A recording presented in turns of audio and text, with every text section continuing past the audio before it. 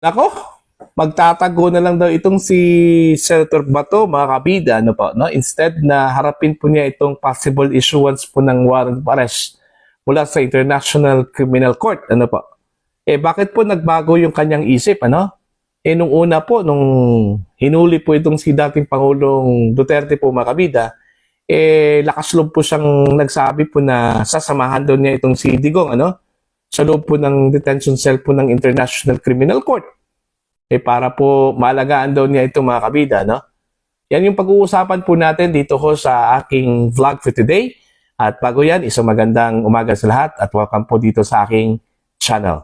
Eto, nagbago yung isip po mga kabida ni Senator Bato de la Rosa dito ho sa issue po ng issuance po ng warrant of arrest, ano?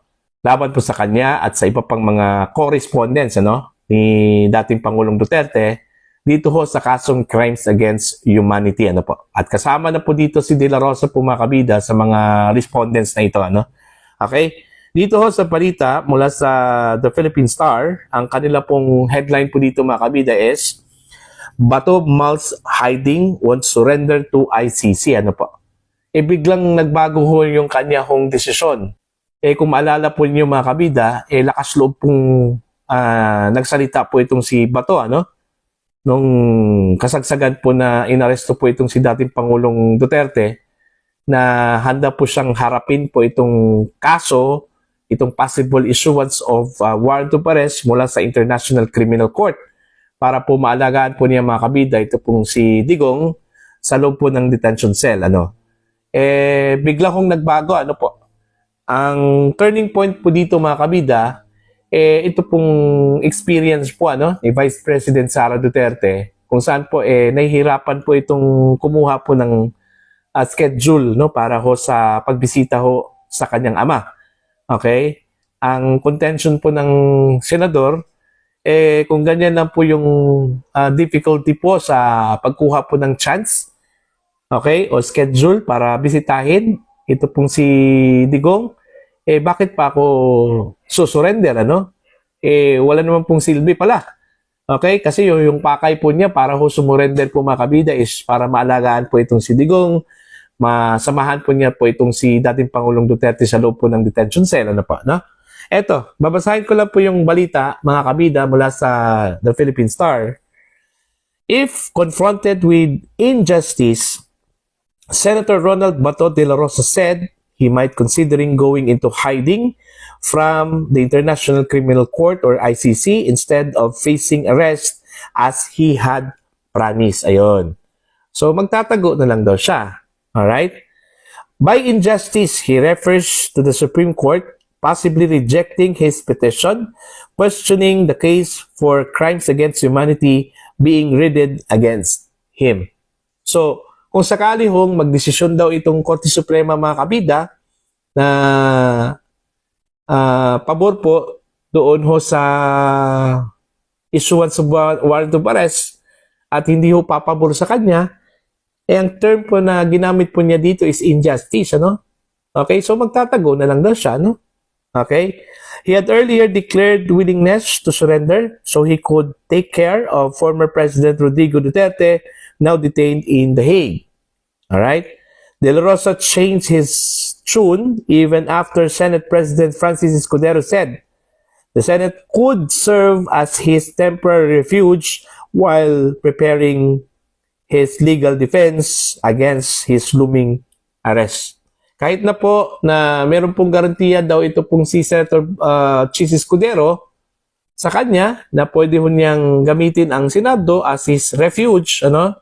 Okay, while preparing his defense o legal defense, ang problema lang po dito, ang term na ginamit po dito ni Escudero po is temporary.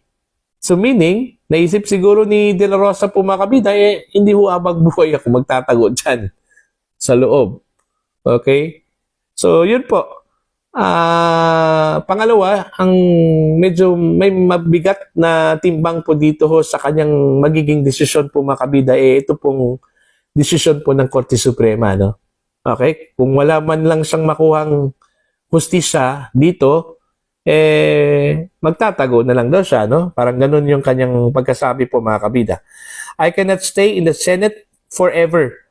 We still have other courses of action, De La Rosa said in a phone interview with reporters. Okay? As if hiding is an option, De La Rosa said yes, adding that his next move would be based on the Supreme Court decision on his petition for certiorari and prohibition with prayer for temporary restraining order. Ayun. So, ang mabigat po dito na timbang, ito pong desisyon nga ng Korte Suprema, mga kabida.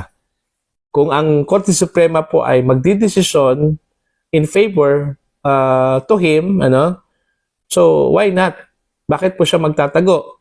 Okay? Pero kung ang desisyon po ay hindi ho papabor sa kanya, o di kaya wala hong ilalabas na desisyon ang Korte Suprema, kagaya po ng nangyari nung time po na nag-apply po ng TRO, ito hong kampo ni Digong para hindi ho matuloy yung pagdala po sa kanya from the Philippines to the International Criminal Court. Wala po. Wala pong inilabas ang Korte Suprema at that time, no? Baka ito po yung mangyari, Yun yung isa sa mga kinukonsidera po, mga kabida, ni Senator Bato de la Rosa. Okay? If we cannot attain justice here, why should I surrender?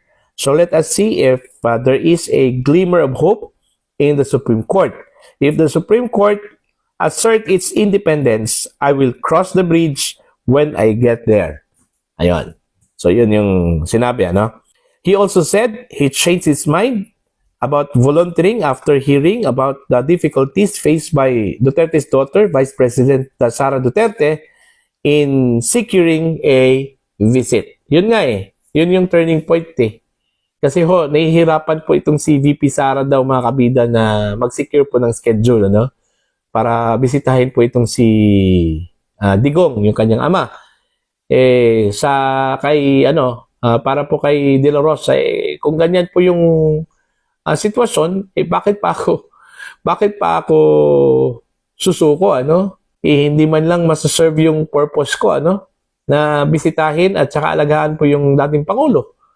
Yun po yung rason po niya, Ito pa po. Pressed to disclose his whereabouts, the former police chief and enforcer of Duterte's bloody drug war said he would rather not broadcast his moves as he juggled fighting a possible ICC arrest warrant and getting himself re-elected to the Senate.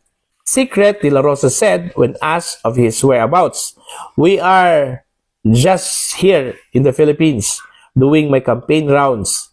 I don't want to telegraph my punches." Okay. Escudero earlier said it is part of institutional courtesy to allow senators to seek refuge at the Senate where they could not be arrested. So, institutional courtesy daw po yun, Pero ang problema, hanggang kailan? Okay? Kasi yung warrant po, long standing yan Diba? Hanggang kailan? Ngayon, break po ang Senado. So, pwede ba yun? Pwede ba yung mag-seek ng refuge po itong si Senator Bato de la Rosa? Kasi nung time po ni Dilima at saka ni Trillanes po, mga kabida, nung nag-seek po sila ng refuge po sa Senado, in session yung Senado, Okay? So, ngayon, hindi man po session, break man po yung mga senador po natin, pwede ba yun? Nasa batas ba yun ng Senado na pag break, pwede hong kupkupin po ng Senado yung tao, yung miyembro po nila na may warrant of arrest. So, titingnan na lang po natin, mga kabida, kung ano po yung magiging resulta po dito. Kasi may mga experience na po in the past. May mga senador na po na nagtatago. In fact, ito pong si Senator Panfilo Lacson po, mga kabida, parang 1 taong mahigit ata itong nagtago. Maging itong si Senator Gringo Hunasan, So, may precedence na po, May precedence na po. Kaya ito, pahabaan na lang po ito ng time, Hanggang kailan po ito? Hanggang kailan po si Senator Bato de la Rosa magtatago po, mga kabida, kung sakali hong maglabas po ng warrant of arrest po itong International Criminal Court. So, ang record holder po dito is si Senator Panfilo Lacson. May 1 taong mahigit. So, kung ma-break po ito ni Senator Bato, okay, maging 2 taon, siya yung winner. Siya yung record holder, po. Okay.